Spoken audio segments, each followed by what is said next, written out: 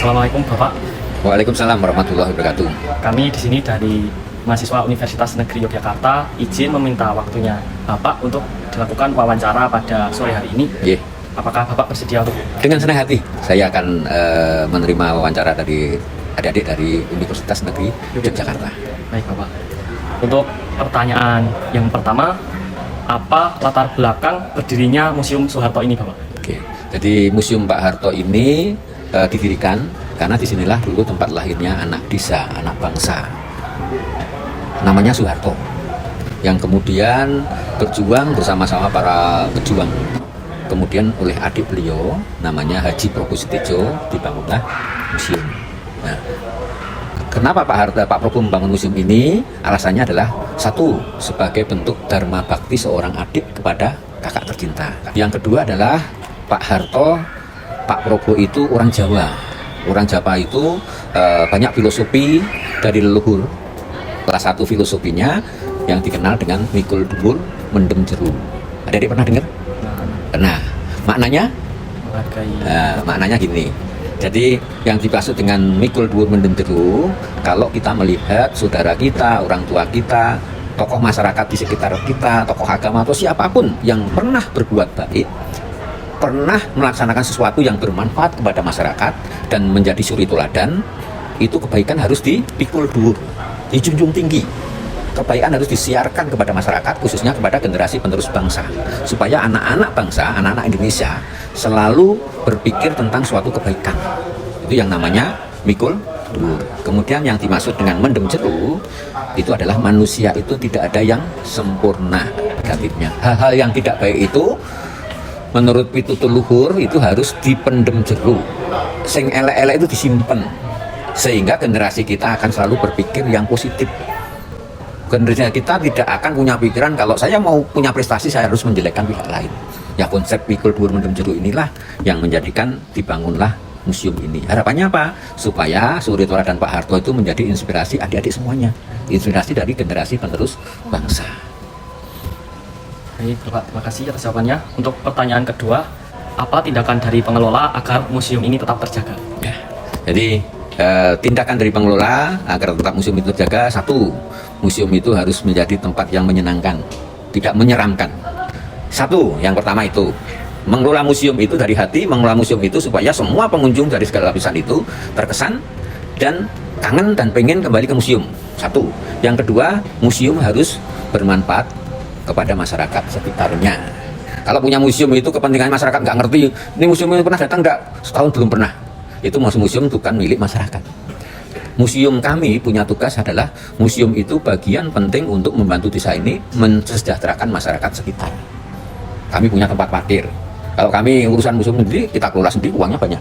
Yang kelola siapa? Masyarakat. Satu. Yang kedua, kita bina pedagang kita untuk pedagang itu adalah merasakan museum ini menjadikan kami itu bisa menambah penghasilan. Jadi ada 40 pedagang yang kami bina dalam wadah paguyuban pedagang Museum Pak Harto.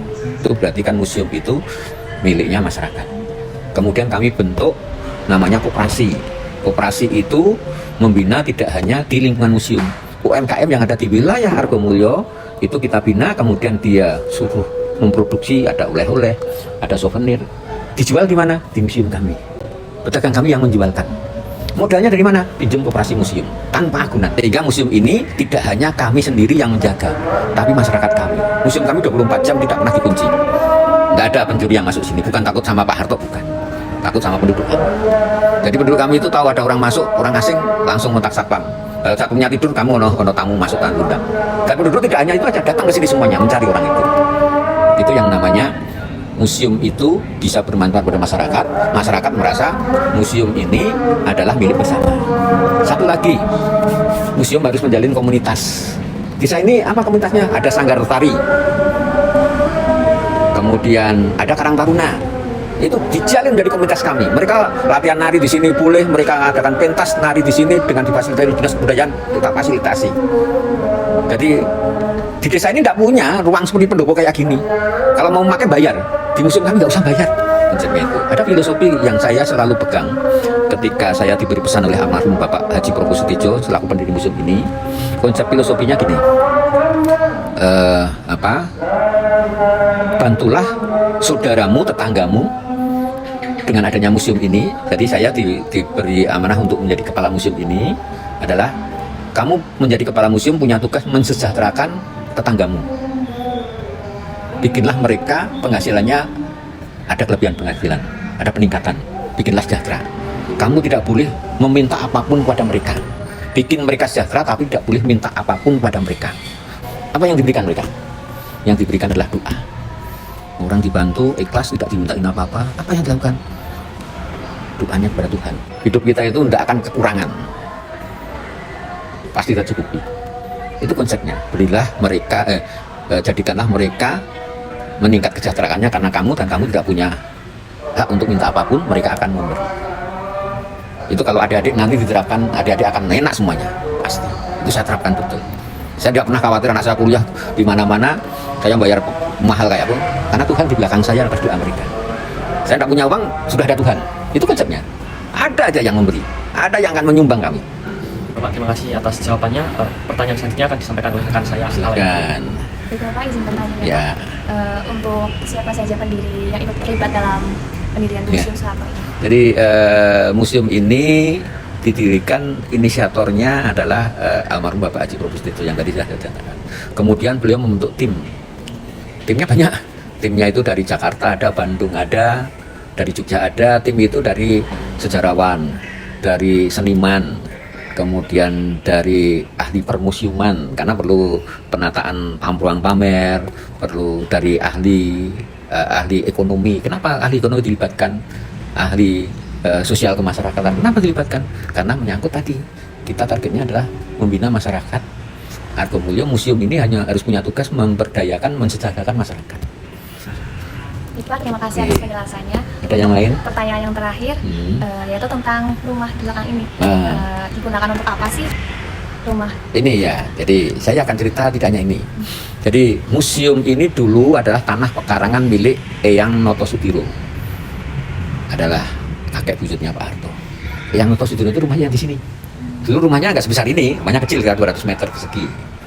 Tapi kemudian ini dibesarkan karena digunakan untuk rumah tinggal keluarga. Jadi kalau putra-putri Pak Harto ke sini, putra-putrinya Pak Probo ke sini, beliau singgah dan besarnya di rumah Eyang Notosudiryo. Beliau punya anak namanya Eyang Atmosudiryo. Atmosudiryo itu adalah kakeknya Pak Harto. Rumahnya mana? Rumahnya itu yang tadi adik-adik melihat, yang jadikan diorama museum, yang jadikan museum besarnya seperti ini. Ini rumah kakek buyutnya, itu rumah kakeknya Pak Harto.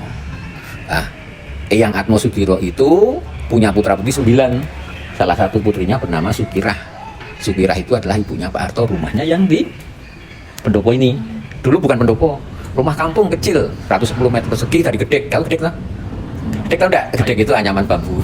Jadi rumahnya dari anyaman bambu, rumah kampung biasa. Karena dari Gedek mungkin terus rusak. Sehingga ketika ini mau dibangun, rumahnya, tempat lahirnya Pak Harto, tempat lahir saya kok sudah tidak ada karena sudah rusak, tinggal tugas fondasi. Pada waktu itu kemudian fondasi itu dirapikan, dibikin taman sehingga disebut petilasan. Tapi kemudian makin banyak pengunjung, ternyata usulan pengunjung mengatakan Pak Mbok itu dibikin bangunan supaya kami nanti ada kegiatan, misalnya bisa sambut kepala sekolah atau acara reuni seangkatan, itu kami bisa memberikan di sini. Maksudnya ada kenangan, kita mengadakan kegiatan reuni SMP Depok atau SMP Jakarta di tempat lahirnya Pak Harto. Itu usulan dari pengunjung dan dibangunlah.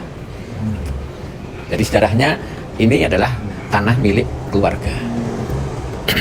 Baik Bapak, terima kasih sudah bersedia untuk diwawancarai dan telah memberikan ilmu yang sangat-sangat bermanfaat bagi kami.